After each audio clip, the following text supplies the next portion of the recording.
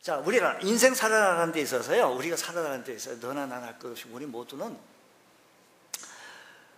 일도 많고 사건도 많고 환난도 많고 풍파도 많고 많은 게 참 많습니다. 늘 신경 써야 할 것도 많고 긴장도 많고 스트레스가 이어지는데, 이런 인생의 한복판에서 우리의 진정한 평안을 얻을 수 있겠느냐라는 것입니다. 우리 여러분의 삶에 아침에 출근, 젊은 사람들 보면요, 그 지하철에 오는 시간까지 다 알아가지고요, 뛰어야 할 시간대에 그거 같이 따라가면 그 차 타더라고요. 보니까 이거 용케도 안다. 이게 알고 보니까 어르신들은 그거 모를 거예요. 아는 우리 젊은 분들은 다 이렇게 차가 어디에 온다까지도 다 요즘은 참 좋은 세상에 지금 살고 있습니다. 그렇게 해서 회사에 출근해가지고 뭐 일도 많고 탈도 많고 막 밀리고, 또 어떤 때는 일이 잘 되면 또 해피하지만 일이 좀 잘 안 될 때는 참으로 우울하고요. 이런 일들 속에서 우리의 진정한 참 평안을 어떻게 얻어줄 수 있는가라는 것입니다. 우리들의 마음의 평안은 내가 평안을 얻어야지 그럼 그러고 말고 라고 입을 되뇌인다고 해서, 우리가 결심한다고 해가지고 외친다고 해서 되는 게 아니고, 능력을 갖춘 사람만이 이 평안을 얻을 수 있다는 것입니다. 오늘 우리 성령의 열매 세 번째 이 말씀, 화평, 하나님과의 화평하면 평안하고, 평안의 축복이 우리 성령의 열매로 말미암아 얻어져야 할 것입니다.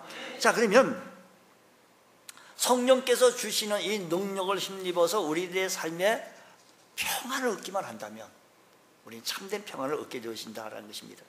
성령께서 우리의 속사람을 강건케 해주실 때 인생의 모든 환난과 풍파를 이겨낼 수 있는 이런 힘을, 우리 인생의 환난과 풍파를 이겨냈을 때 우리 심령 속에 진정한 평화, 샬롬, 우리 유대인의 샬롬, 이렇게 우리는 안녕히 주무셨어요? 뭐 식사하셨습니까? 이 배경이, 우리나라 배경이 있어요. 우리 밥을 하도 못 먹어서, 그러니까 식사하셨어요? 못 먹었다, 네가 사줄래? 뭐 이렇게. 우리 그 전쟁이 많이 일어나니까 평안, 샬롬 이렇게 인사합니다. 우리 진정한 샬롬은 하나님께서 주시는 능력이 임할 때 진정한 샬롬이 임한다라는 것입니다. 우리가 외친다고 해서 결심한다고 해서 되는 게 아니다라는 것이죠. 그러면 우리가 진정한 하나님께 성령 충만하여 얻어지는, 그래서 이것이 성령의 열매라고 얘기하죠. 성령의 열매인데 우리 마음의 평안을 무너뜨리는 요소들이 참 많습니다. 우리 진정한 마음의 평안을 우리 모두 다 잘 살려고 그러죠. 우리 모두 다 평안하려고 그러죠. 우리 모두 다 건강하면서 좋게 살려고 하는 거 아니겠습니까? 근데 이 모든 것을 빼앗아가는 요소들이 있는데, 그게 요소들이 죄예요. 죄가 우리의 평안을, 하나님과의 관계 화평을 빼앗아간다는 것입니다. 창세기 3장 보게 되면 인류의 마음의 화평을 무너지게 되어진 사실들을 설명하게 되어지는데, 아담의 심령 속에 죄가 들어오면서 마음의 화평이 깨지게 되어지는 것입니다. 아담은 하나님의 명령을 어겼습니다. 하나님께 죄를 지었습니다. 죄가 심령 속에 들어오고 난 후 아담은 견딜 수 없는 죄의식이 사로잡히게 되어진 겁니다. 그래서 하나님을 피해 아담은 숨게 되어집니다. 무화과 나무 잎을 가리고 자꾸 숨게 되어지죠. 다른 것은 다 그대로입니다. 곁에 있는 아내도 남편도 그대로이고, 하던 일도 삶의 터전도 다 그대로입니다. 그 동네 그대로 살면, 직장 그대로입니다. 변한 것은 아무것도 없는데, 변한 것이 하나가 있다면 자신의 양심의 자유를 잃어버렸다는 겁니다. 죄의식 때문에 화평이 깨지고 있다는 것입니다. 그 마음에 죄의식이 사로잡혀서 있다는 것이죠. 이 죄의식이 끊임없이 인간의 마음을 흔드는 거예요. 평안하게 잠을 잘 수가 없습니다. 그냥 우리의 평안하게 우리가 일상생활을 할 수가 없어요. 언제 하나님께 자기를 찾아올지 늘 불안해하고, 하나님께 구정을 들을까 생각을 하니까 손이 잡히지가 않습니다. 이것이 오늘 인간들의 모습이었기에 성경이 이렇게 얘기하기를, 의인은 없나니 하나도 없다라고 했고, 모든 사람은 다 죄를 범하였음에 하나님의 영광에 이르지 못했다라고 말합니다. 여러분, 인간의 마음에 평안을 잃게 하는 가장 근원적인 이유는 바로 죄 때문입니다. 이 죄의식, 이것만 해결되어진다면 당당해질 수 있을 텐데, 마음의 평안을 지속적으로 무너뜨리는 것이 죄인데, 우리가 어떻게 죄의 의식 속에서 벗어날 수 있느냐?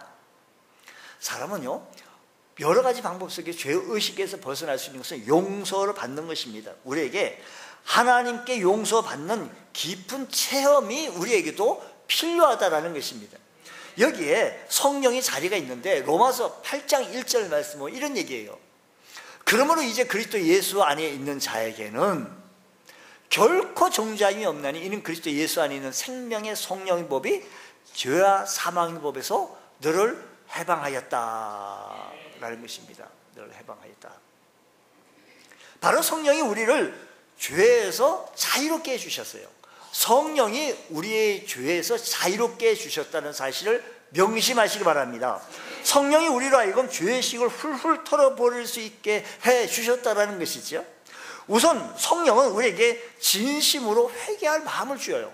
그래서 용서, 죄의식에서 해방받으려고 한다면 용서를 받아야 되는데, 내가 무슨 죄인이냐고 강변하던 사람이 성령이 내주하고 역사하면 자기 스스로 누가 뭐라 하지도 않았는데 죄를 고백하게 되어지고 눈물을 흘리게 되어지고 내가 죄인 중에 괴수라고.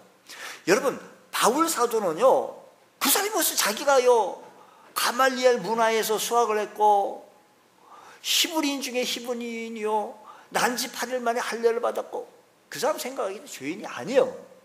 그 사람 늘 당당했던 사람이고 나와 같은 일을 생각을 하지 않으면 죽이기까지 앞장섰던 사람 바울 아닙니까? 그러던 그가 성령의 충만을 받고 성령의 능력의 장주에 붙잡힌 바 되어지니까 자기 죄를 깨닫게 되어지고 죄인 중에 괴수라고 그렇게 고백을 하게 되어집니다. 바로 성령이 그 사람을 사로잡을 때 진정한 용서함을 얻게 되어지고 죄의식에서 벗어날 수 있습니다. 이렇게 벗어날 때 하나님과의 나와의 화평이 이루어지면 너와 나와도 화평이 이루어지게 되어진다는 것입니다. 성령께서 우리 주님께서 우리에게 성령께서 우리에게 주시는 것은 주님께서 깨닫게 해주시는 거죠. 주님께서 나를 대신해 십자가에 달려 돌아가셨고 나를 의롭다 하기 위해서 부활하셨고 우리 나를 있을 곳을 예비해 놓은 다음에 다시 오시겠다라고 약속하실 때 이 성령님이 내 안에 임재하시게 되어지면 그 사실을 깨달아지고 믿어지고 받아들이게 되어지는 것. 나 때문에 예수님께서는 십자가에 달려 돌아가셔야만 했고 성령께서 하나님께서 나를 사랑하시고 그래서 내 모든 과거 현재 미래의 모든 죄를 다 용서해 주셨다는 사실인 것입니다.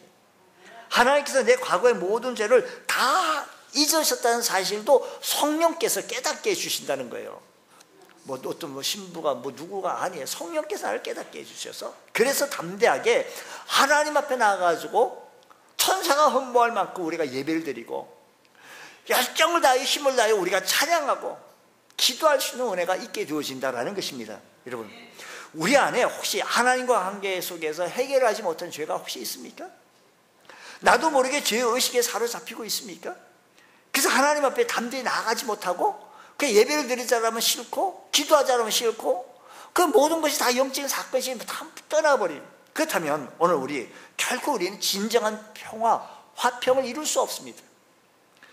이 사실에 이 모든 문제를 성령께 의탁할 때 진정한 화평이 있게 되어지고 진정한 용서함을 체험하게 되어진다는 것입니다. 우리가 완전하게 죄의식에서 벗어나게 될 때 말로 다 할 수 없는 참 평안이 우리 삶의 현장 속에 넘치게 되어집니다. 내 삶의 현장에 사건, 사고, 환난과 어려운 스트레스가 많이 있다 할지라도 주님과 나와 관계가 맺어지고 활발해지고 너와 나의 관계가 맺어진다고 한다면 이 모든 어려운 일들을 다 풀어나갈 수 있는 부수적인 문제다, 이 말씀인 것입니다.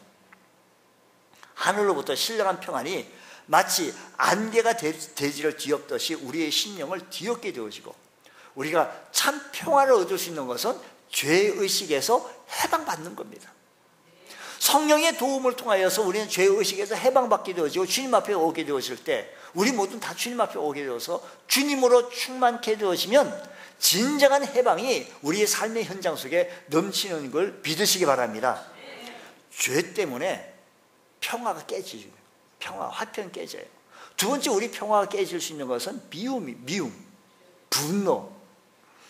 창세기 3장 보면 마음의 평화를 빼앗아가는 요소들이 있는데 바로 그것이 미움이죠. 아담은 하나님 앞에 죄를 짓고 나서 너무 화가 납니다. 자기 자신이 너무나도 아픈 거예요. 그러니까 내가 내 마음대로 또 안 될 때가 있잖아요. 내가 내 마음대로 안 돼가서 나를 보고 화내고 싶고, 하나님께서 주신 그 여자가 나에게 이것을 먹으라 했습니다. 그래서 먹었습니다.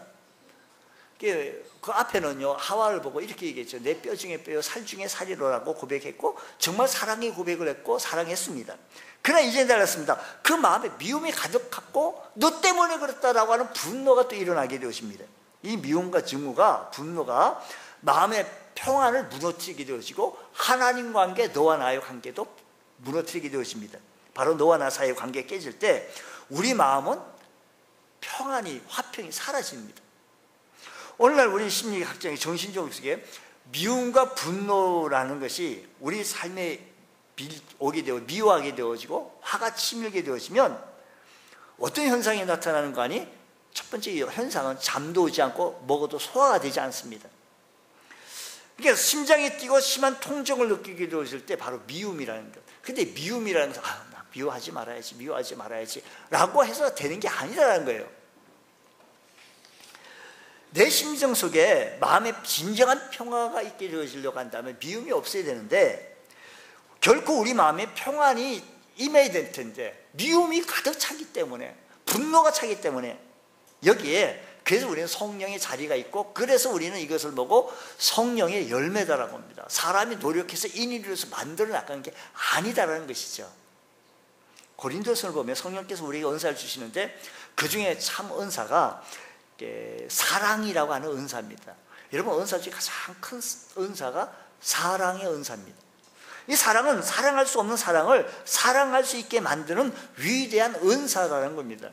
우선 성령은 나 이외에 다른 사람들을 귀하게 볼 수 있는 영안이 또 열려져요. 성령께서 하실 수 있는 겁니다. 내가 내 임의로 저 사람을 귀하게 볼 수 있게, 아니에요. 성령께서 우리들을 만질 때 저분이 귀하게 보이고 사랑하게 되어집니다. 오늘 여러분, 우리들의 하나님과의 관계에서 진정한 우리의 삶의 화평의 열매를 맺기 원한다면, 죄의식이 사라지려면 용서함을 받아야 되고, 또 진정한 미움이 우리 삶 속에 떠나가려고 한다면 우리는 사랑하게 되어질 때, 우리는 사랑할 때 미움이 떠나가게 되어집니다. 미움 없애야지 이게 아니고요. 사랑할 때 성령이 사로잡히면 다른 사람을 보는 눈이 달라집니다. 비록 그 사람이 나를 욕하고 미워하고 싫어해도 성령께서 역사하실 때 그 사람을 귀하게 볼 수 있다는 것입니다. 주여, 내게 성령이여 역사하여 주옵소서. 주여, 오늘 이 시간에 우리 마음을 성령이여 사로잡아 주옵소서. 성령이 다른 사람을 구체적으로 아주 귀하게 볼 수 있다는 겁니다. 어떤 두 사람이 앙숙이 있습니다. 가게 두 주인이 A 길 건너 이 빵집하고 이 잡화점하고 길 이쪽 안쪽에 있는 잡화점하고 둘이 앙숙입니다. 똑같은 잡화점이에요. 근데 어떤 한 사람이 나중에 어떻게 해서 교회를 다니게 되어지고 은혜를 받기 시작했고, 또 그러다 보니까 성령 체험도 하게 되어졌습니다. 그래서 다 보니까 성령 충만한 삶을 시작했습니다. 어느 날 기도하는 중에 손님이 찾아왔을 때 잘 봤습니다. 어서 오십시오.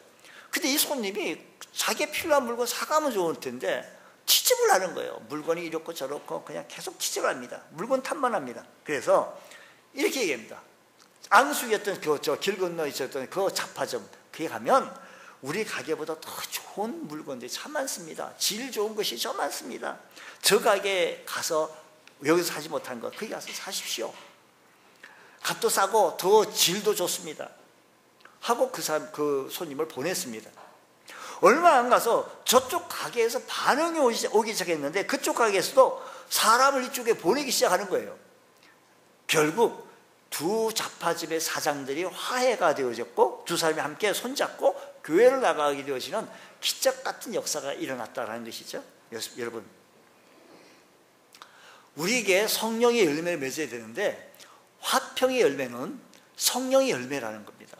이 성령의 열매를 맺기 위해서는 죄의식에서 사로잡히면 안 돼요. 용서함을 받아야 되고, 성령 충만하면 우리가 진지한 용서함을 깨닫게 되어지고, 내가 성령 충만하게 되어지면 미움이 사라지고 사랑하게 되어지고, 저 사람을, 이 집사님을 귀하게 보는 눈이 열려진다는 것입니다.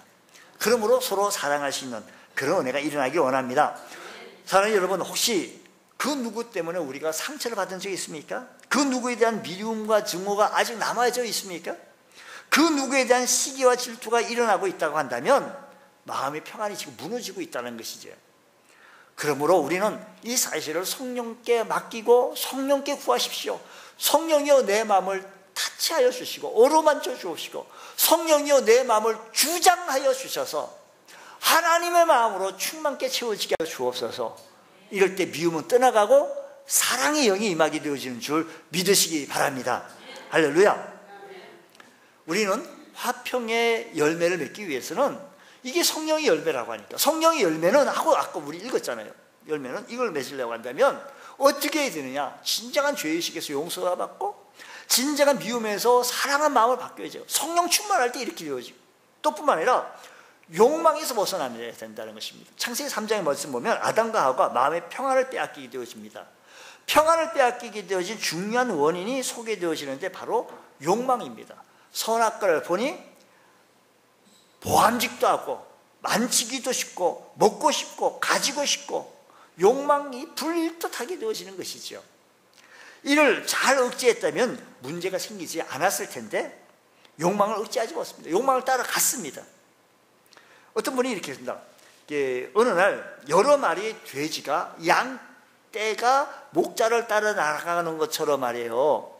돼지떼가 그 쭉 한 줄로 쭉 따라가는 걸 봐요. 참 희한하다. 어떻게 돼지가 어떻게 그렇게 쭉 한 줄로 가냐? 그 가는 길을 잃어보니까 도살장으로 돼지를 끌고 가는 거예요. 도살장으로 끌려가는데도 불구하고 돼지들은 순전히 잘 따라가고 있는 거예요.